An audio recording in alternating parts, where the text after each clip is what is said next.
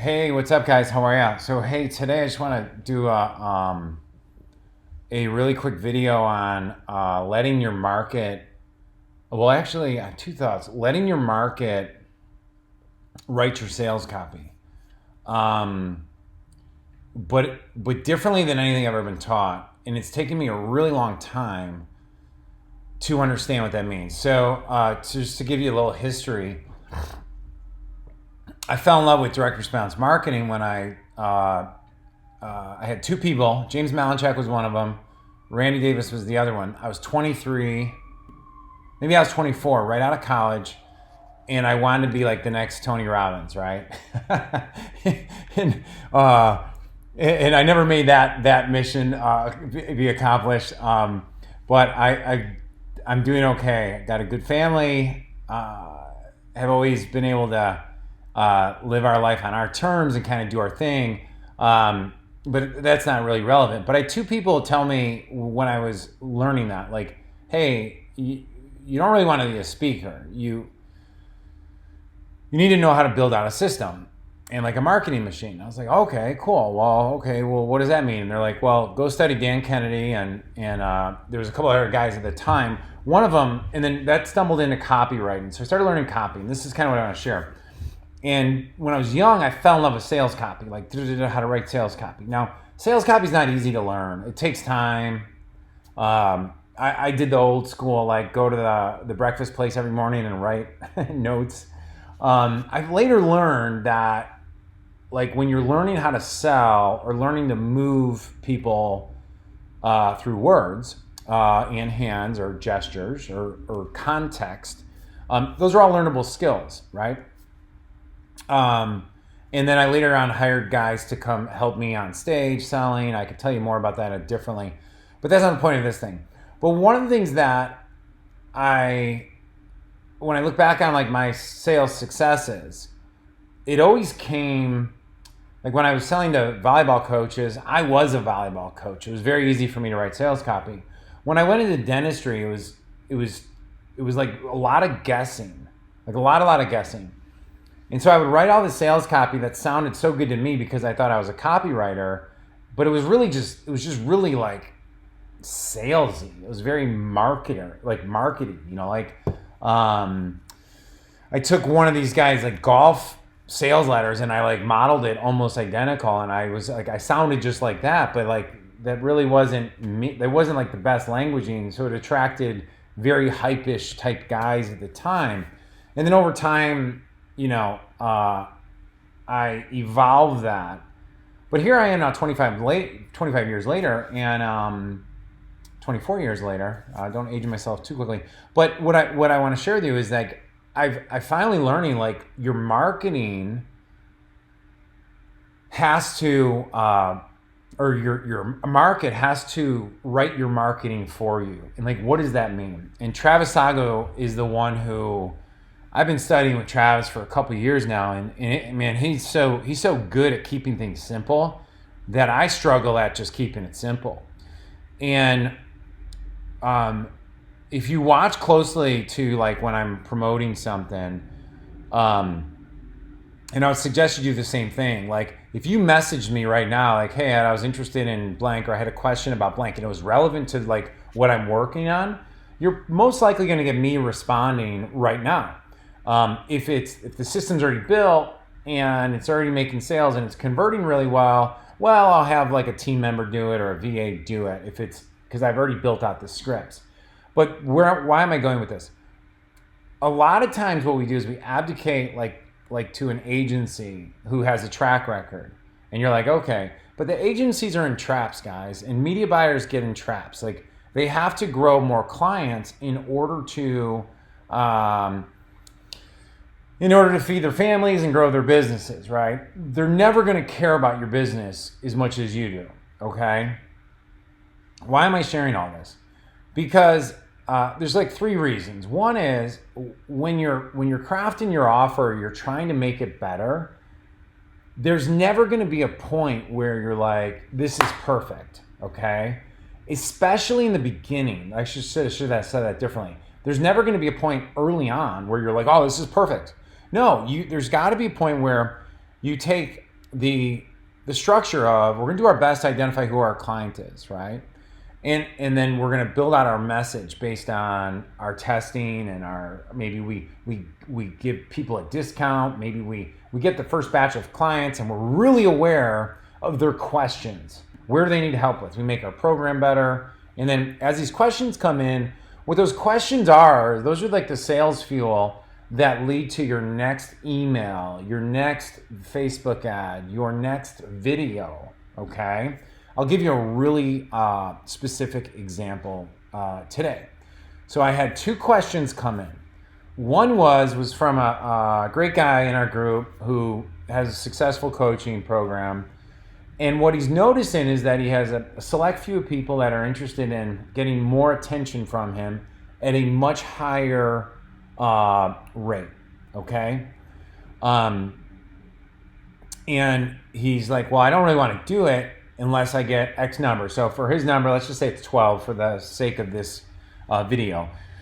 And would the interview method work with for this? And I said, well, how many clients do you have? And we're still chatting, figuring a couple things out. But I was like, this is a glove fit for you, but there's a couple things that we have to realize. Like, we're not doing it so this is an absolute home run. We're doing this because we're gonna set the context up to attract more of the people that are interested in spending $50,000 with you, $75,000 with you, $100,000, or whatever your mark is. Like, your mark might be, hey, we're charging people $3,000 a year. I want to charge $7,500 a year. Not a problem, okay? So we need to craft our languaging to attract them. Now, there's a couple ways to do that. One of those is the setup of the interview sets that up, like the early on. The second part is that when you're telling stories from now on, start telling stories where you're crafting your ideal client. Like, if you only have like one dream client so far, but you have a good case study with, talk about that person. Like, let me tell you a story about my friend John. My friend John runs a $50 million a year company. They're one of the few people in the entire world that sell $15,000 products at scale to real estate investors. Okay, do you see how I just did that? Now, if you're out there and you're John, a guy like John or a gal like John, you're all of a sudden like, wow, he's talking exactly to me. This guy works with people like me, right? And so the initial crafting of it. Now, there's something else I want to share with you. Like, when Roland and I were selling consulting for equity, I started just creating email segments where I would write emails. And I would say, if you net profit over $500,000 to $1 million a year, please open. And then what would happen is I'd see everybody on the list who opened pop, and then there was a little bit of a response that said, hey, Joe, Roland and I are doing something very, very cool exclusively for people who blank, blank. And if you're interested, please reply to this email and I'll send you all the fun details. Now, here's the thing that happened. All of a sudden, people who were net profiting over $500,000 a year to $1 million a year were what? They're replying to me. What are those? Those are like the most valuable prospects that you could possibly have on your list. Now, your list may be, like if I went to my dental list, it might be like, hey, if you're a dentist and your gross profit is between 600 and 1.2 million, and you'd like to get to 1.7 to 2.1, we found, and there's truth to this, that the net profit percentage grows dramatically if you can make that leap, because overhead doesn't grow much, but your revenue does, and you guys can do the math on that. And the reason why it's so important is, so what I did is I got on the phone with all these guys. I pinged them. I said, hey, we're doing something really cool. Do you mind having like 12 minutes, 15 minutes, just so I can talk to you and kind of tell you what we're thinking? And all I did was, this all I did. Got on the phone, and I was like, hey, let me think of someone real. Like, hey, Lawrence, right? Hey, Lawrence, thanks so much for taking the time. Roland and I are working on something that's exclusively for people in this category. Did you guys see what's happening right now? I'm not only like defining my market, I'm building my market within my market. Okay, like I'm building it up for people to like start saying yes, I want to be in there. And now, guess what I'm going to do?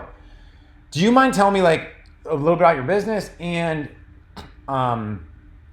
what you'd like to do with it, and then what's preventing you from getting there? And then I just shut up. It's it is the best thing. And now I could ask their permission to record it. Like, hey, I'm using this just for research because we want to make sure we're delivering the best package for you. Like, people love to talk about their business. It is the best question. Like you could talk to anyone about is you say, hey, before we get started, do you mind just sharing a little bit about your business and where you're at, and then shut up. Like, nothing fancy. You will get everything you need, about 80% of what you need in that first, like, just chunk. Let them talk. Here's why I'm sharing all this, right? I had a dentist, right? An old client of mine, a friend of mine, reach out to me. And he's like, Ed, I want to do the thing you're doing. Like, they call it the thing now because they don't know exactly how to describe, like, the $1 million interview method. And I may actually change the languaging for the dentist because it doesn't grab them like, like coaches like that. Success people who want to make $1 million do. But dentists want to, anyhow, it's a different story, but I'm getting that feedback. See what I'm saying? And so he said, I want to do it, but he's like, here's my problem is I also want to sell my practice. I'm like, why aren't you selling your practice? Well, because of the economy, the recession, blah, blah, blah. I'm like, well, why don't we do an interview about why people should buy your practice? What's that worth to you? Okay, well, we could do both. Let's do one for your practice to help you keep growing it over the next 2 years.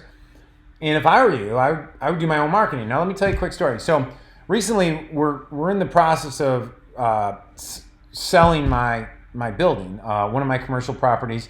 And I have a daughter going off to college. We send all our kids to Catholic schools. And I reached out to my realtor about 3 months ago. And I said, hey, man,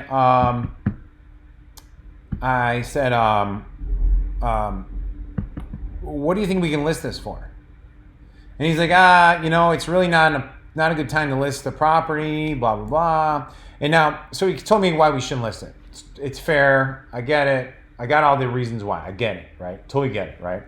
But what he doesn't know is I've been land flipping for the last 6 months. I've been doing land, selling land, buying land, selling land. And I'm learning a lot about understanding buying land and then finding buyers for it. Because that's really that's the business. A little more complicated than I just made it, but that's the business, right? And by the way, that's the business we are in, right? We have something here. Where's my buyer for it? That's all we're doing, right? So when after I got the news of like, well, we shouldn't sell it. Well, I kind of listened to him. I was like, all right, cool. So I kind of put that on the side. And then, I got the idea like 2 weeks ago. I was like, why am I having him sell it? I'm selling land every day of the week. Why am I not just listing it myself? I don't know why it didn't register in my brain that it's all the same thing, right? It's all the same thing, right? We use the same method to attract high-paying professionals into a coaching program. I did that with dentists.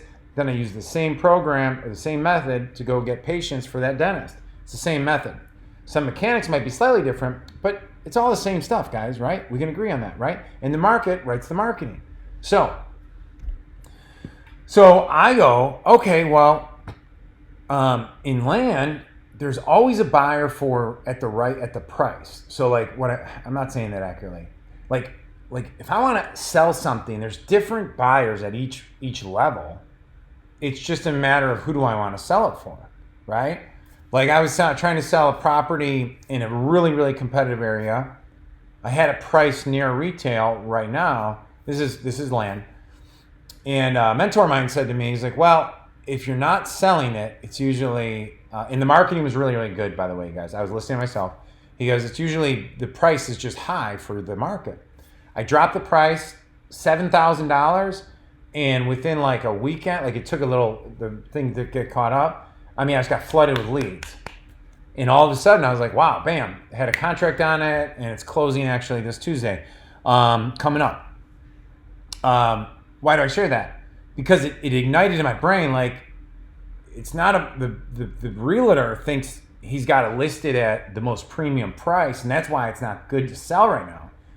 But I want to move the property, and if I'm selling it through myself, I'll take it 10% less than what he was going to sell for, because that would be my commissions to him anyway, right? So I was like, screw it.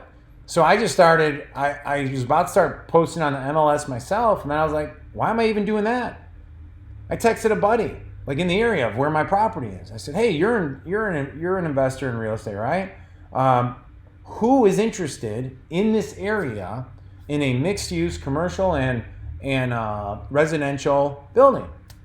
I'm like, I'm selling it for X. It's a great deal. Here's why: because the revenue's this, the profit's this, and that's a steal of a deal for the right person. Boom. Guess what, guys? Within 2 minutes, because I asked the right question, and this is one of the most powerful things about working with clients and not being so attached to the product, is that I'm not looking at the product. Like the product doesn't really matter. People want to know how many modules do I get? As Travis likes to say, can I pay you more to put it on one piece of paper and give me all the results right now? Right? The guy who's offering 72 modules that's going to be delivered every other day for the next year, those students fail. Those are not the students you want in your coaching or your consulting or it's not, it's just not. You're just gonna have a horrible time because they just want to be entertained and they want to be educated. Shit, you can go to YouTube and be entertained and educated all day. Everything they need to know is on YouTube. What they need is specialized knowledge that they can apply to specific situations, right? And to do it in a counterintuitive way that's different than what they've been doing. It's because that's why they keep getting up to blockages. So I said to anyhow, long story short was my building's already under contract within 7 days of that text message because I asked the right question looking for the right buyer. So when you're sitting there, when Dr. Blatchford came to me, he said he hired me for day consulting. We sat here, lovely man. He's one of my favorite people, and his wife. But he was. They sell a $65,000 coaching program. He was flirting with the idea of doing a $100,000 coaching program, and he knew he had 5 already, and he only wanted 12 to 15 in it. But he wanted a group that would kind of hang out with him because he's retired and. He just wanted someone that, they wanted to do epic things, but it was an exclusive group. And so we kind of created a map on how, he never did it, by the way, never did it. But it wasn't that he couldn't do it. It's that he made a decision after kind of thinking it through that it wasn't really what he wanted to do. Now, through that process, we were able to do a lot of stuff together. And, thanks to him, the interview method was one of the key. He became a key point because we've done 3 interviews with his company now, and we plan on doing more, which I could talk about, I guess, because I had a meeting with them today. But the point being is that you don't start out offering some. You don't start off with I'm only going to do this if I know for 1,000% certainty it's going to work. Well. The only thing right now is you're listening to this and you're breathing and you're currently alive and, hopefully people love you and you love people and that's what you got, right? But what we do is we test things, right? And part of testing things is being able to look at your market, have your team be what questions do we keep getting over and over again? Hey, sales team, what are the concerns that we have? I said to Duke, who's my marketing guy at Blatchford, I said, listen, all of our videos are a year old.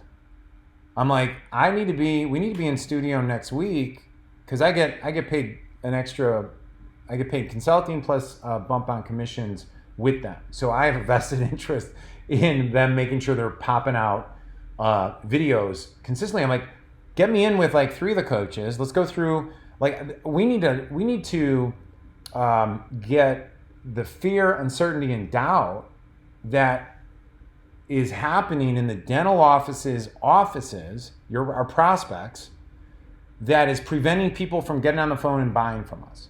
we need to do videos now. And then I said at the next live event, which is in a month or two, I said, fly me out. Let me interview like 5 to 10 to 12 of the successful members who are having good, great, amazing years in 2023. Like 2023 is the pitch. Like you got to have best year ever 2023, not I interviewed Dr. Blatchford a year ago and we're using that same interview, because I understand this. Right now, you're sitting there going like, is this going to work for me right now? Like, why am I listening to this? Because you want to make money today. You don't want to make money yesterday. You don't want to make money 6 months ago. You want to know like, hey, are these methods working for me right now? And so that's where I really harped on, and I'll harp on you guys. Like your prospect wants to know, is it going to work for me? Is it going to work right now? And why is it different than what I'm currently up to? Okay. So anyhow, that's what I want to share. Your market writes your marketing, and they write the script for your next video, and they write the script for your next ad, and they write your script for your next email. But if you're not throwing stuff into the marketplace and listening to what's coming back, then you're just shouting at the market. That's what I did in my 20s and 30s. And after enough failures, even though I had successes, but like I was guessing a lot, right? What I should have been doing is just shutting up and being like, I don't know what I'm talking about. They do. I just know structure. So let me take what the problems are and repurpose it in my structure, and let's get after it, you know? So anyhow, if you have any comments, post them in the group. As I like to get some interaction in the group. I want to see that you guys are listening to this, appreciating this, even if it's a thumbs up, just so I am encouraged. I mean, I'm getting private messages. I'm not getting a lot of like comments or anything. So I got to get better at that. It's like something I got to learn how to do. I'm interviewing like the master at it, Harlan Kilstein, on coming up for one of the $1